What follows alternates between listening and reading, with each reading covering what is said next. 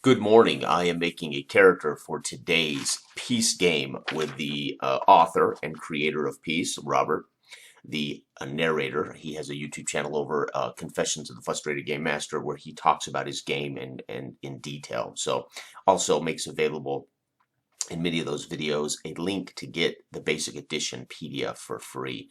And I would advise you to snatch this game. Fantastic.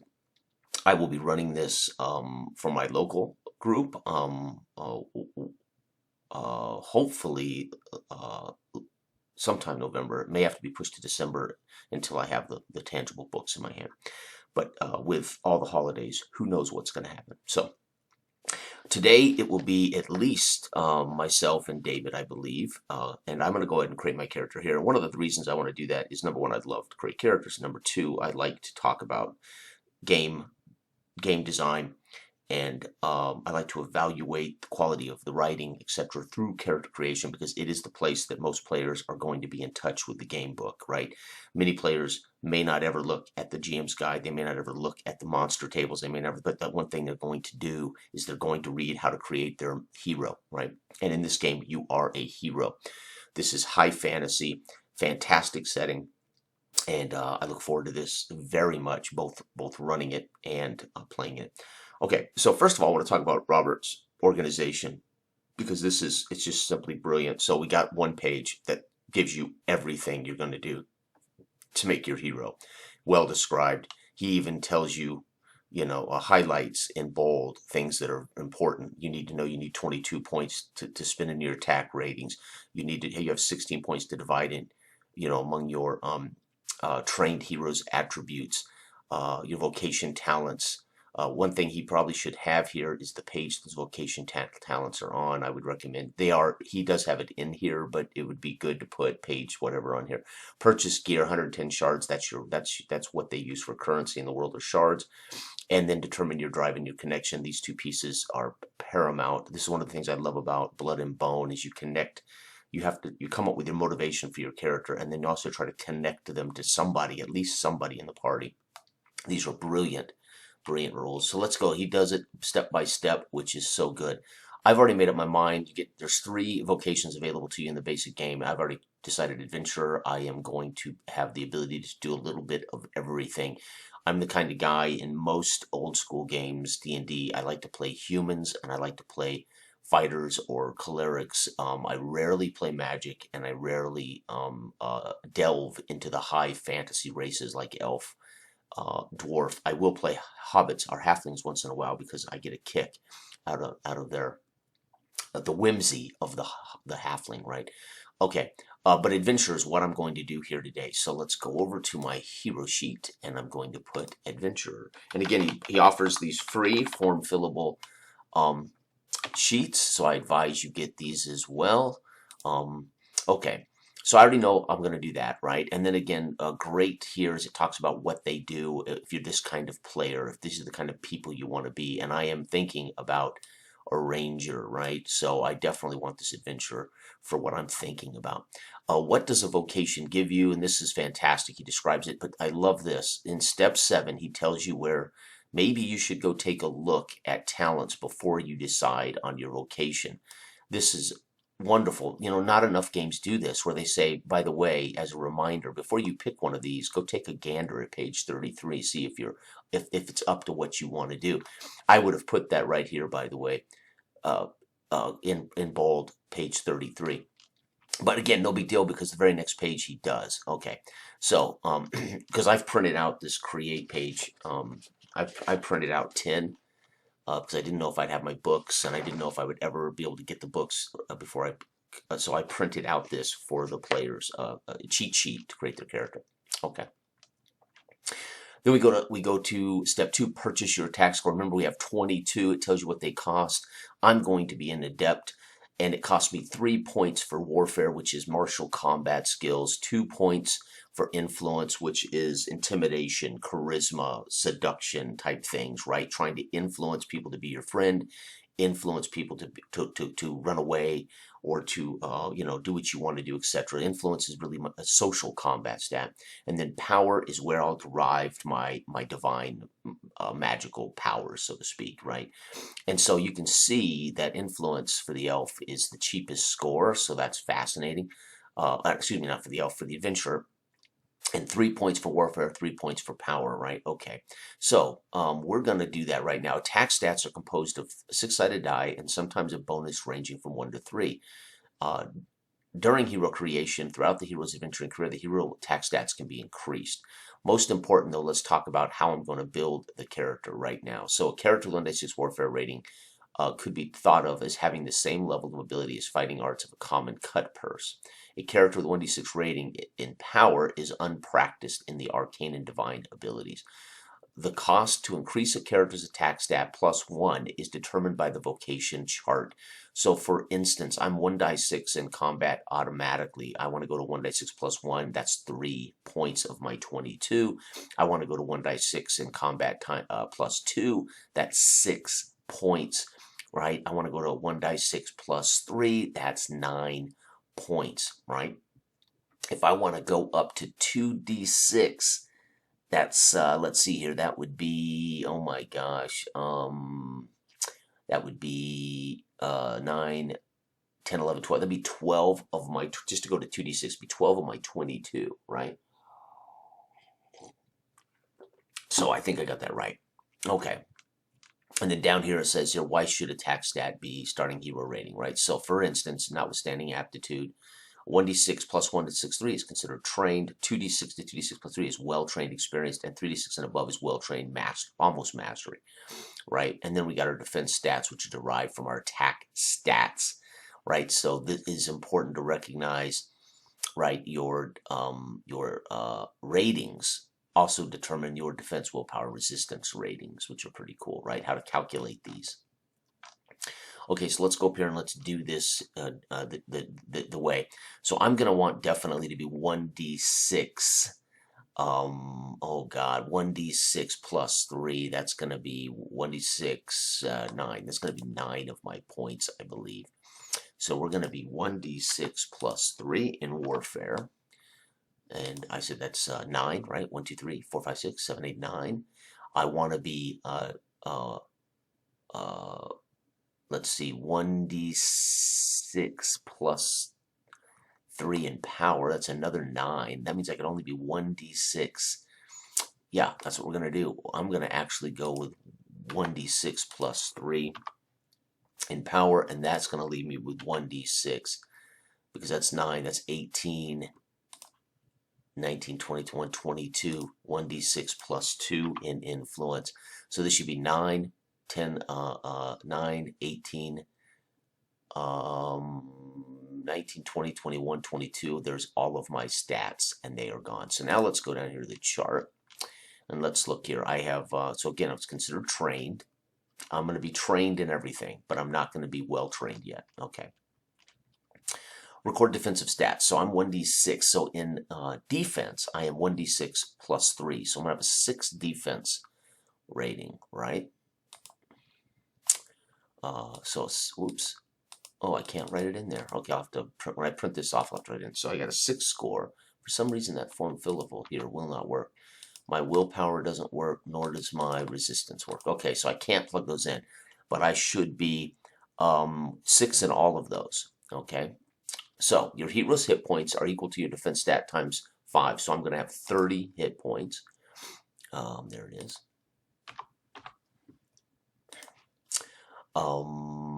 My hero's composure is equal to will times 5, so I'm going to have 30 composure. And composure is your, those are your hit points when somebody's trying to influence you, right? So hit points are your martial, your body, your physical well-being. Composure is what it takes for somebody to convince you or to change your mind or to, affect you via your composure. My basic starting heroes gain 1d6 battle scars. Where is my d6? I'm going to go ahead and roll that right now. 1d6, 3. So I'm going to have 3 battle scars to start. Okay. Where am I at? Influence armor. I believe, let's see here, the hero's influence damage is equal to his willpower stat plus 2. So my willpower stat will be 6 plus 2 is 8, right? So my influence damage is 8, right? Willpower stat is the hero's influence armor is equal to his willpower divided by 2, rounded up. So willpower, my willpower should be also 6, divided by 2 is 3. So my willpower armor influence is 3. Willpower is what affects their damage against you in those social engagements. Your actual physical armor and shield affect your damage against hit points. Okay, physical armor, initiative, power points. These traits are determined later in the hero creation process. But there you have it. So you can see that all of my attack stats put me in the 6 category. So all of these will be 6 here, right? Resistance, etc. Right? Okay. Okay. Let's go back here. All right. So now, step 5: choose the hero's race and record the racial attributes. Right. So I'm going to be an elf. I'm going to play an elf,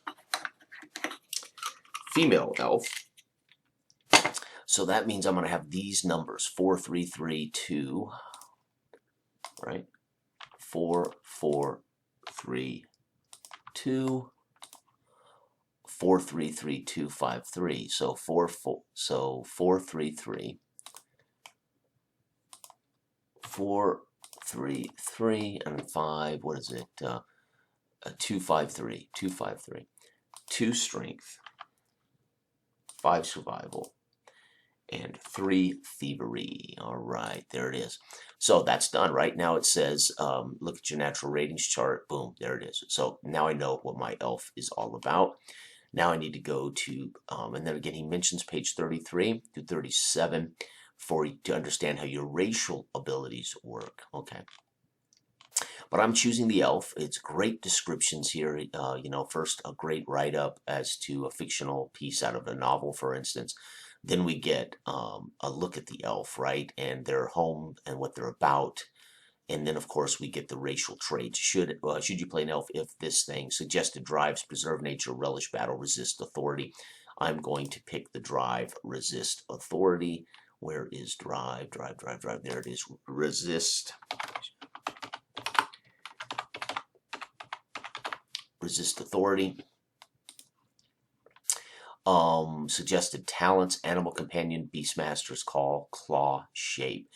Probably going to be suggested talents. That's interesting. Probably going to be beastmaster's call. I've never played a game in any way.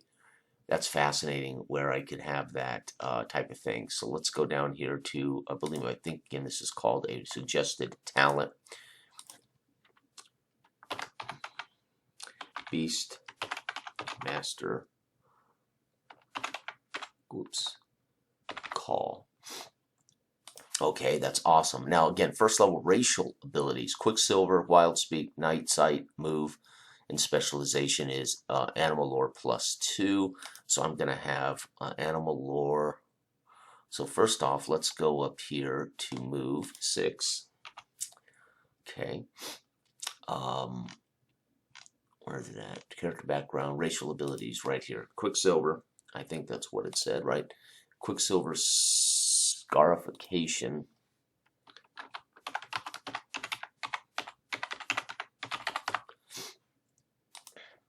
Wild Speak, Night Sight.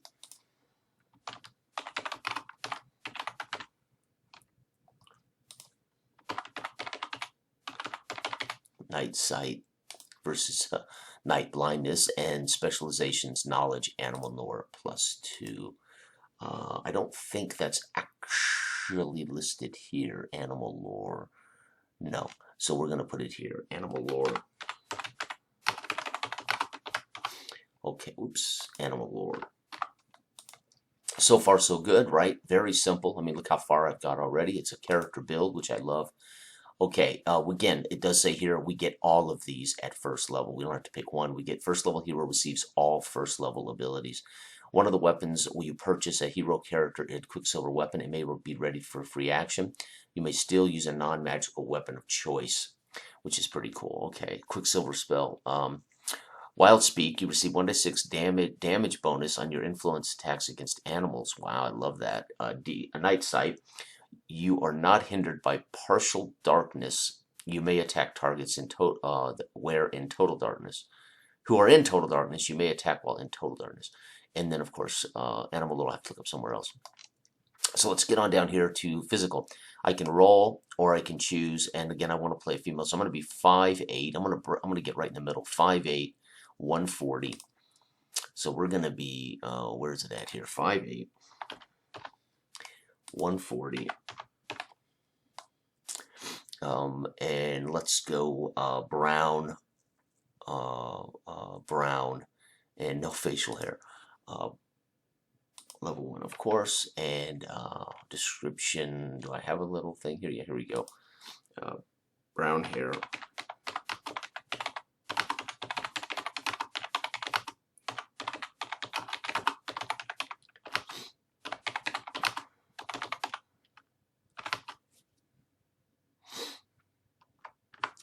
Okay. All right, so there's our description. Brown hair, brown eyes. So I'm breaking them right in the middle there. Okay, so that's cool. Now let's go down here to human. Again, there's a description of the human. And the third available to those in the basic edition is orc, which is very cool. Okay, and again, remember, this is a high fantasy, but dark, but gritty. And I love that, right? We're facing kind of this perpetual war. And the idea is we can only get to peace through the end, in a way. And the end, of course, what does that mean, right? It means almost everything ultimately would have to be, something would have to be destroyed to reach peace, which really can't occur. So it's pretty cool. But it's kind of the idea, at least in the way I perceive it. But the gist of it is high fantasy with a level of darkness, which is very cool. It's kind of like, I don't know how to explain it, but for some reason this speaks to me. Robert has managed to capture a particular flavor, particular tone, and a particular style, even through mechanics, that really speaks to me personally. So again, may not be for everybody, but I dig it. Okay, step 6, spend attribute training points. We have 16 of these, of course. At no point may any of your hero's attributes trained rating be higher than the natural attribute rating of +2. And then it breaks down how we go about using attribute ratings, and they're called on, attributes are called on during play to achieve a particular difficulty score. So that's really cool. So for instance, example, Chelsea will spend Miko's attribute training points. Miko's is a human and has, as we saw from step 5, humans have a natural rating of 3 in all attributes. She has 16 points to spend. Chelsea will put 3 in survival and 3, making both of those 6, right? Each step, after step 5 and 6, Michael's attribute scores will look like this, okay? So what I want to do is double check how I spend these points. The attributes a player chooses to apply points to represent the attributes the hero is focused on mastering. At first level, no more than 3 points may be applied to any attribute. So I can only spend 3 in any attribute. There is no doubt she is going to have, as a ranger, 3. She's going to have 3 in perception. She is going to have 3 in survival. So we got 1, 2, 3, 4, 5, 6, 7, 8, 9. Let's do, I think I'm doing this right. Let me double check that I'm not misspending those, how they're applied. At no point may any of a hero's attributes trained rating be higher than his natural attribute rate. Okay, good. So I can't put 3 in strength is what that means, right? Okay, writing, no. I don't envision her writing anything as she would be. She would revere animals' rights to not be beasts of burden is the way I see her attitude toward riding beasts. Thievery, not interested at all in being a thief. Well, I suppose to get through the woods, she may need to be fairly athletic here. So we've got 9, 10, 11, 12, 13. Oh, I can't do this. I can't have that because it's 2. So we got 1, 2, 3, 4, 5, 6, 7, 8, 9, 10, 11, 12, 13, 14, 15. I have one left. I'm going to put that, I think, in athletics 3. Okay, so now we have 4 and 2, right, is 6. We have 7. We have 3. We have 4. We have 7. We have 6. We have 3. We have 2. We have 8. Survival and 3. Very cool. So she's shaping up to be the ranger I envision her to be. Now again, let's double check this. So acrobat 6, athletics 3, education 3, endurance 5, knowledge 3, perception 5, writing 3, strength 6, survival 6, thievery 6. So I can pretty much assume from those scores that I have done it correctly. I do believe I have, although 8 and 7 are seem to be a bit high, but maybe I'm not reading this right. Heroes have 2 ratings, natural and trained. Those ratings are added together to make this, right? A hero receives 16 points. The player divides among the hero's attributes trained ratings on a 1-for-1 basis. Okay, so I did all that correct. Okay. Attribute check difficulties, right? It gives you an idea. Difficult, yeah, you had better be ready. Opposed rolls, right? Again, so he squeezes in the rules in the middle of character gen. What did I say about rule books being the first place that players touch the game? It's important to see these rules explained, I think, in the character gen. And this was, again, organization and writing, fantastic. Specialization. Your attribute covers a large area of expertise. Attributes, actions, attribute list. Okay, now we have specializations, and I believe I have one in animal lore, if I'm not mistaken. Or was that just a trait? Add-ons. I don't see a list of specializations. Ah, right here. So I believe animal lore, let me go up. Animal lore goes down as a, wrong race. I am an elf. Yep, knowledge, animal lore. So see, okay, so animal. Okay, animal lore. So let's take, let's remove it from here. All right, good. We're jamming. We're all right. Okay, let's go back where I was. Okay. Okay. So, specializations. So, I actually have, okay, so I can take a specialist, but every attribute covers it. For instance, covers hunting. Heroes can specialize in individual areas covered in an attribute. If a hero has a specialization listed on the hero sheet, apply 2 to his attribute check when the hero is attempting an attribute check in the specialization. So, for instance, I have animal lore. So, if I was going to, I don't even see, it must be in knowledge. Okay, where is animal lore? Education, maybe? Education, baking, cooking, I'm not seeing animal lore listed in these specializations. Knowledge, and arcane lore.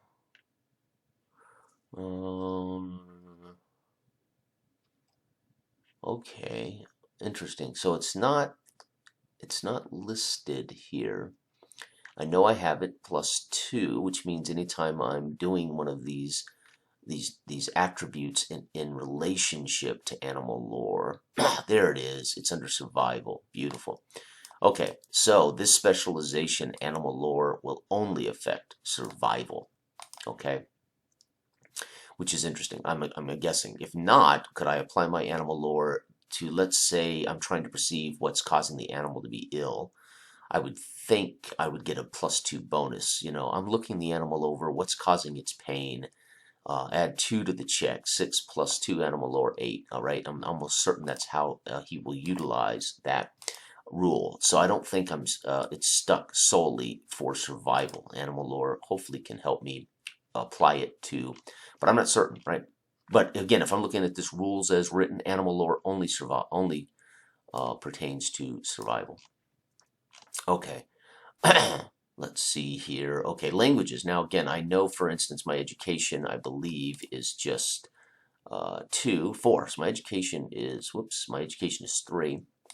So I am going to have trade speak and native tongue, right? And this isn't the other thing I love about it is he has not only does he have languages, but he demands them, which is so cool. There is definitely a commitment here by Robert to be in his world, in this setting, and doing this thing this way, and that to me is incredibly appreciated. I like games that provide the setting and the lore, and I mean, of course, I love games that are generic, so I can plug them into my own stuff. But when I'm playing a game this specialized, I want to get the whole package, right? I want it in context, right?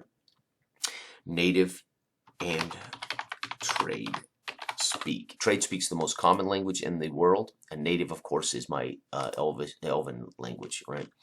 And it tells you right here, crown is native language, so I speak crown. Okay, and trade speak is just the most common, and it looks as though my third native language of the long dead fairies, crown. I'm going to take crown. I'm not going to mess around with the long dead language. I'm not certain unless that's automatic part of the native language. But crown is the native Elven language, and that is definitely, I would say, her limitation as a ranger, a resisting authority ranger, right? As someone who's resisting authority.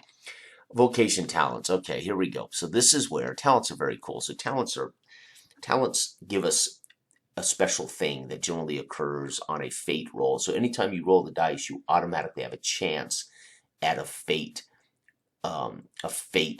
occurring, and a random fate occurring is an explosive die. And that explosive die continues until you don't roll another fate score. So you have a 16% chance every time you drop a d6 to score a fate explosion, right? On the fate die, right? And you always have a chance at triggering fate generally. So even if you're only rolling 1d6 plus 3, like I am on Warrior, if I roll a 6, I get to blow that up, okay? So which means I get to roll a d6 again, and if I roll another 6, I get to add that and keep blowing up, right? Okay, so it's very cool. It gives you a chance to have this epic moment, right? Or to trigger a talent like this description here, okay? A range when using power. So there's range effects on your power points when you cast spells, right? It's going to cost you so much of your power to go a certain range, which is outstanding. Again, it is clear in pieces designed for tabletop play, as it uses squares versus feet or inches, versus feet or yards or meters. But these squares in most games are 5 feet, so anyone who wants to play this theater of the mind just turns 8 squares into 40 feet. It's super simple. I mean, there's no reason you couldn't play this theater of the mind, which is how I'm going to probably play it locally, but we'll see. Multiple targets is so cool. Again, you have to get them all in range and what it costs you to do that. So the range plus the targets, and you have to have enough power points to even try to hit all those targets. So well described. So again, no misunderstanding. You don't have to go dig into the rulebook to figure out how range affects your power and how you can utilize your power in multiple targets. All here in the hero creation rules, right? Or I should say the basic book should basically be players' handbooks, and it's well done. Okay, so now I'm an adventurer, and I'm looking for, I believe I get 3 talents. Let me go back. Sorry, I haven't made any notes when I was doing this, so I failed to. I believe I get choose one. I get to choose another specialization, or is that or? Oops, that's human. I was going to say, wow, I missed that. Knowledge, okay, right. But where is talents? I believe I get, how many talents? I forget. Elf gets,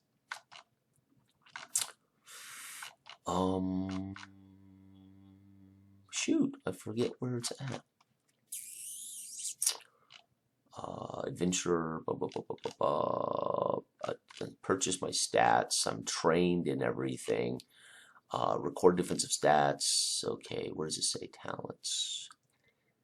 Sorry, I think I had this problem last time. I, for some reason, cannot remember ever how many things I get. I don't know why that's so hard. Suggested, I already took Beastmaster's Call. Of course, I may need a prerequisite for that, so I'll find that out in a second. For some reason I have a heck of a time with this part. I don't know why. I miss it somewhere every time.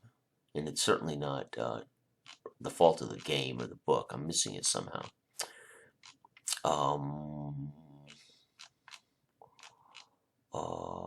Well, shoot. Here we go. Okay, that's languages. Step 6, where are talents? All heroes' capability talents. Okay, select vocation talents. Where are the talents? What are the talents? Permanent talent effects, range of cost of power, multiple targets of power, talent format. Shoot, I have lost where I get first level hero talents. Oh, here we go. Adventure. Choose 4 first. See, I'm just too impatient. Choose 4 first level adventurer talents. A hero gains the chosen talents if you select minor rights or simple casting for your hero. Also choose 1 talent that requires that selected talent. Record those choices on your hero sheet. So I need 4 first level adventure talents. This is where things get joyous, right? As we make our character the character we want to play. Okay, that's adept. We don't want adept. We want adventurer.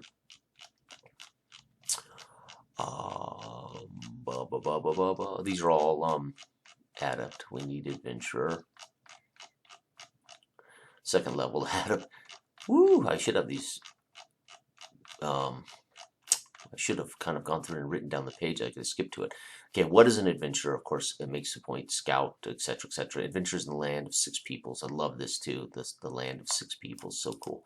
Minor rights. Heroes possessing the minor rights talent worship a god or other powerful being. Adventurers with the talent mix martial prowess with the powerful magic talents that a being they worship gives.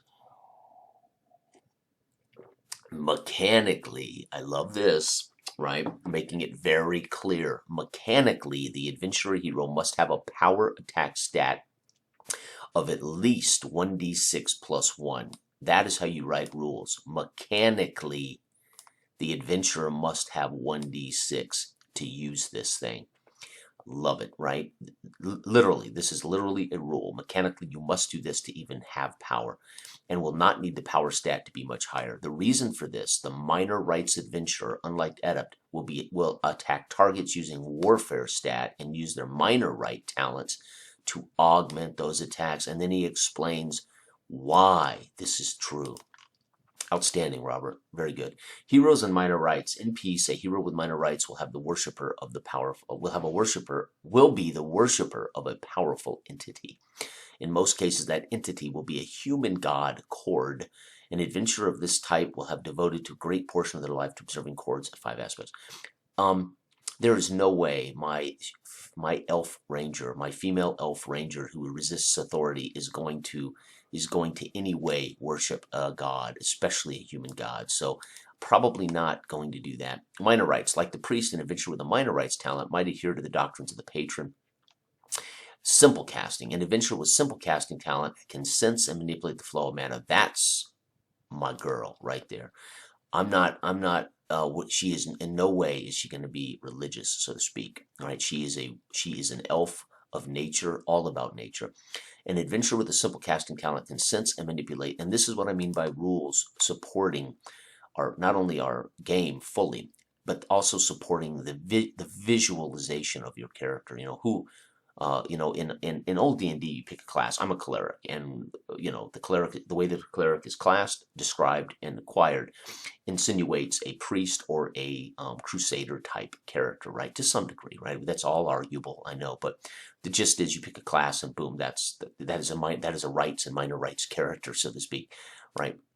Simple casting, the adventurer, I can choose how do I want that power to manifest itself. I visualize an elf utterly committed to nature and a ranger, and she's going to draw upon the mana of the land, right, so to speak. So very cool. Players can create all manner of heroes using simple casting, assassins who cast, etc. So cool. So simple casting will be probably one of my talents, right? Beastmaster's Call I've already taken, right? Adventurer 1 proficiency influences the attack stat. Requirement none. You do 2d6 damage with influence attacks against natural animals. Beastmaster's Call. Right, so it is influence. 2d6 influence damage. I love that. Influence damage, right? There's no way a ranger of nature would want to kill an animal unless they had no choice.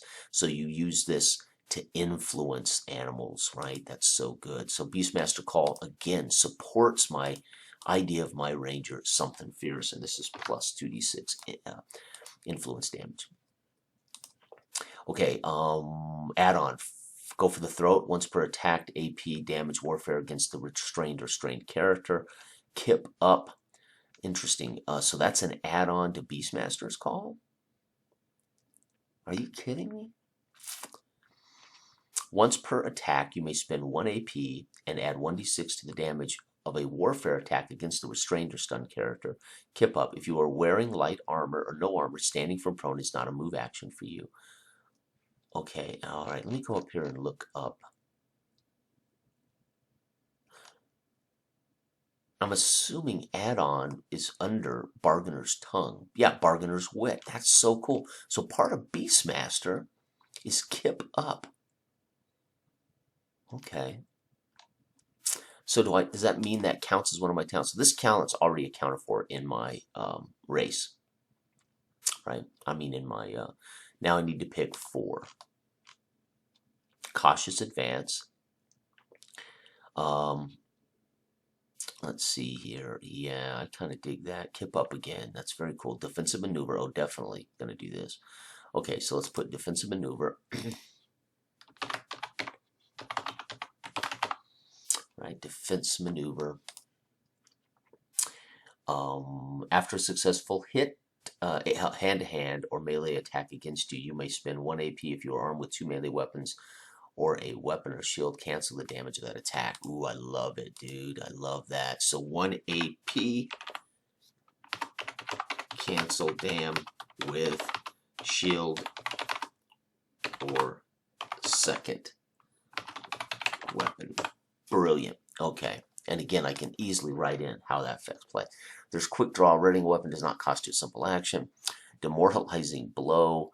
Distract. Interesting. I love it. Okay. Influence. Fancy footwork. Once per round after attacker makes a successful melee attack in hand-to-hand against you, you may spend 2 AP to cancel the damage. Dude, I love it. So she could be hard as hell to hit. Fancy footwork. She's going to be crazy tough here. This is warfare. This is warfare. And she can use, let me double check this. She can do 2 AP. Love it, man. You can literally control how your character engages in combat by spending attack points. It's just so damn cool. 2 AP to cancel melee damage. So she's going to be tough to get to hit, hopefully. Okay. And then I can add quick draw again, backstab, go for the throat, kip up, go for the throat. Go for the throat. Oh, we got go for the throat in here twice. I think that's probably a typo. I don't think you need that in there twice. Grip of the Assassin. Again, these are all adventurer. Intimidate. Master of Seduction, Minor Rights. No, I do want simple casting, though. Opportunist's Insult.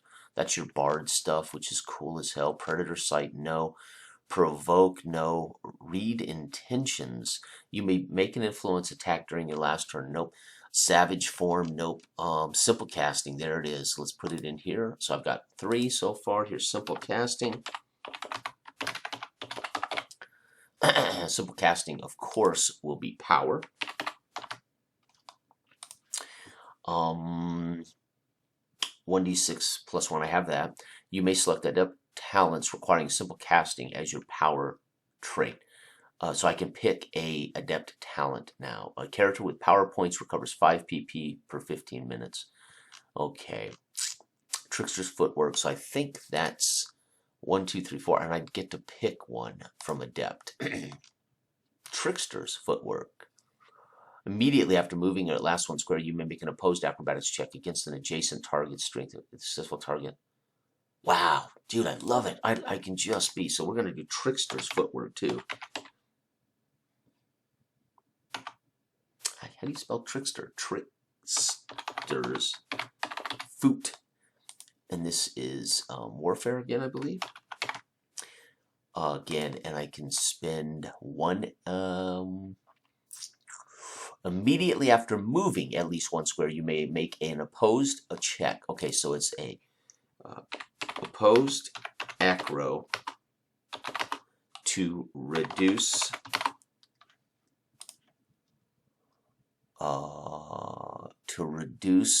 a successful target's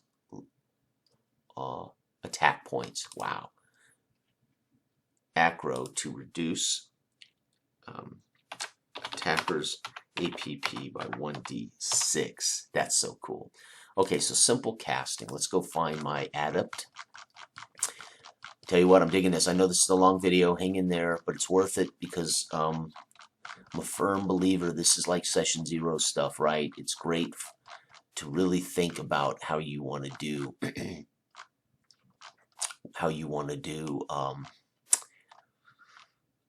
spell casting. Do I have to take, so I have simple casting. I don't need to take spell casting, right? Okay, smite, share form, shielding, guardian, there we go. Until the end of conflict, the adjacent attack, so I could shield, righteous strike. After a successful melee attack, you may spend 3 attack. Wow, composure damage. Righteous fervor. I don't believe in a god, so righteous don't make sense. Protective watch. After an ally with 8 squares suffers hit point loss from a talent or ability, you may spend to cancel the hit point loss and have that interesting quicken. After a successful power attack, if the target is not already benefiting from the talent, okay. Prayer, no. Minor healing, no. Might. After an ally with 8 square makes a strength attribute check, you may spend 2 to give your ally or yourself a +1 roll. Very cool. Light rebuke, illuminate, healing hands, harm, grip of justice. Make a damage check against an enemy. 5 successful. You cause a non-large, non-colossal, non-immense target that is not restrained or prone to move in a straight line towards you up to 5. Wow. So I basically, that's pretty cool. Glue. Eye of the Watcher, Fear Bolt, Drive Out. Let's see, Endure. After you and ally, endurance attribute check, give yourself and your ally. Okay. Eye of the Watcher, Fear Bolt. After a successful power attack, your target loses composure equal to your level, and you deal your total damage attribute. Wow. So it's a way of sending kind of a fright to them. Detect magic. That's pretty cool. I could do that. Claw shape, blessing war, calm the mind. After a successful power attack, the target regains the amount of composure equal to the willpower. A blessing of light, blessing of regeneration. Wow. Claw shape, once per minute, you can increase damage. No, add-on. Detect magic. I kind of like the idea that she can, in the forest, detect magic. So I think that's the one. After a successful power attack until the end of the scene, you can make perception checks. Yep, that's definitely what I want. Detect magic. Okay, and that costs page 177. I'm just going to write in here page 177. It's a lot easier to go to that when I need to. Okay, so far, aside from equipment, I believe we are finished with our companion. I don't know yet, don't know why. Surge points, I don't know. My attack points, these change literally as we start combat, right? My AP, I'll roll 1d6 plus 3, and I'll start with either 4 to 9. So I'm going to be in this range with warfare, right? Okay, so that's so cool. Wild Speak, Night Sight. This is taking shape, man. I'm loving this. Okay, and I think I've done everything correctly, right? I tend to be pretty quick about this stuff, so I sometimes make minor errors. I am okay. Next, we need our gear, right? And I don't envision her wearing much armor at all, which is why I took the fancy footwork and all that stuff. Okay, warrior. We are an adventurer. 2nd level warrior talents. I wonder if this is gonna be, if there's adventurer talents, so to speak. Those are all warrior, right? That makes sense. I'd have to purchase gear. Okay, let's see here. Clothing. Let's see here. Adventure gear. Kit, backpack, bedrolls, flint and steel, antitoxin, candles, chain, chest, climber's kit, healer's kit, poison, riding, and no, traveler's garb. There we go. So I'm definitely going to want an adventurer's kit and traveling garb.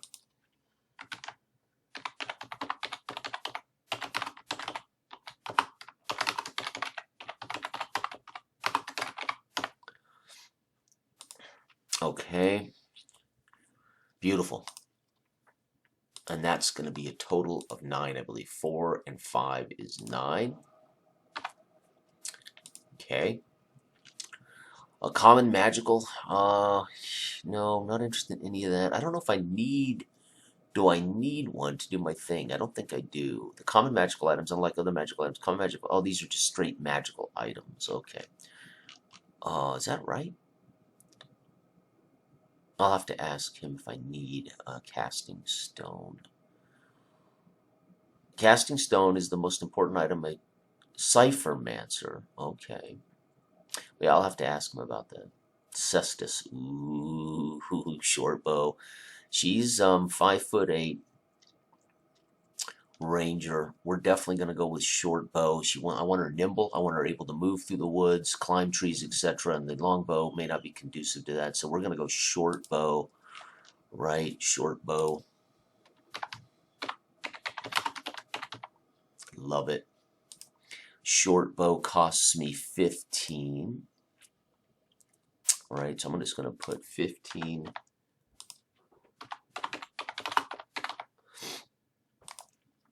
The short bow is strength plus 6. Double check it. Damage. Strength plus 6, 4 plus 8. Strength plus 6. 4 plus 8, I believe is how that is done. 20. SM3 two-handed. Speed. And I love this. Throw fired is... Oh, whoa, I wrote that down in the wrong place. A throw fired is 20. Oh, there's the cost. SM3 two-handed. This is speed, SEM, so 4 plus 8. Speed plus 8. That's awesome. Notes. 2. Two-hand. SM3. Okay, short bow. Okay, that's 15. I'm definitely going to have hand axe maybe. Dagger 5, hand axe 15. That's 20 more. Yep, we're gonna have a hand axe and a dagger. Let's see, dagger strength 5, hand axe strength 7. Oh, plus 7. Strength plus 5, I believe that said. 5, 9, and 4, 8. 4 plus 8. 5 plus 9. Throw. I think they can both be thrown, which is one of the reasons I want them. Yes. Strength 3, strength 3.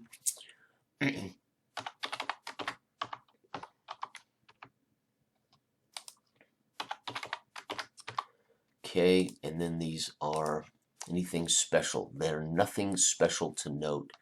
Beautiful. Okay. All right, so we have hand axe. I believe was 15. And dagger 5. 15. Dagger 5.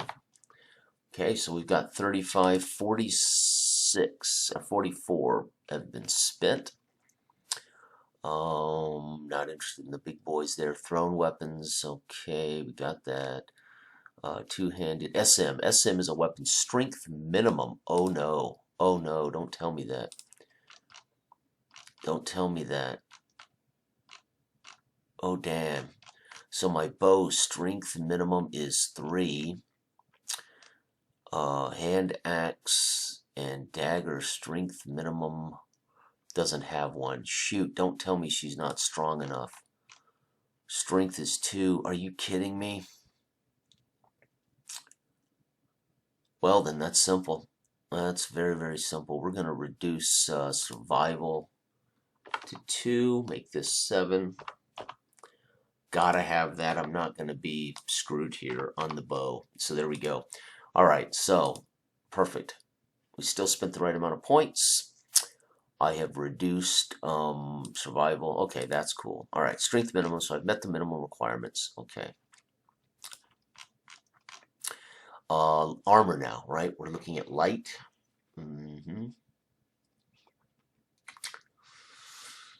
No shield for her. She needs to be light and limble. So we're going to go light. Physical armor rating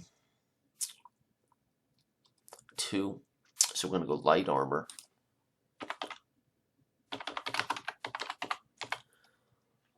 Which is 25, I believe. 210. I love it. Physical armor 2. Initiative rating 10. So now we go back up here and put initiative 10. PowerPoints. Oh, I think. How did I mess up PowerPoints? Interesting. And then physical armor is 2. But again, I have this defensive maneuvering. I have fancy footwork. I have trickster's footwork. So I'm hoping I can do a whole lot of fancy scatting right around. Beautiful. Okay. Step 9, drive. Okay, I already picked resist authority. The powerful and rich are always oppressing the common folks. This hero won't stand for that. If you have a title, shut your word hole. People should rule. Okay, beautiful. Love it.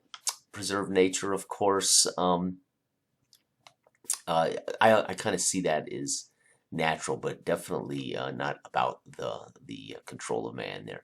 Okay, what is this? This is random drive chart. No. Why? And there's our connections, which we're going to have to figure out before game time. Okay, leveling benefits, create a character, right? Add-on. Okay, so I don't get an add-on until level. So you get an add-on at 150. This is so cool. So those add-ons I was looking at under your talents, you get to pick one at 150 XP. So it's like midway through your level, you get something, which is very, very cool.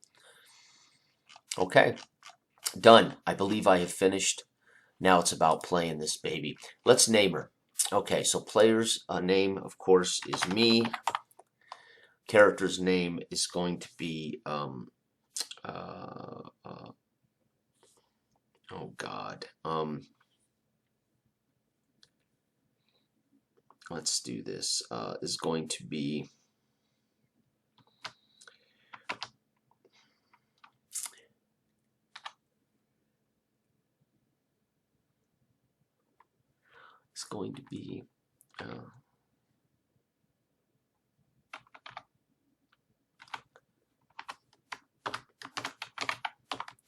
so in Elven native, Ciara, pronounced Sarah.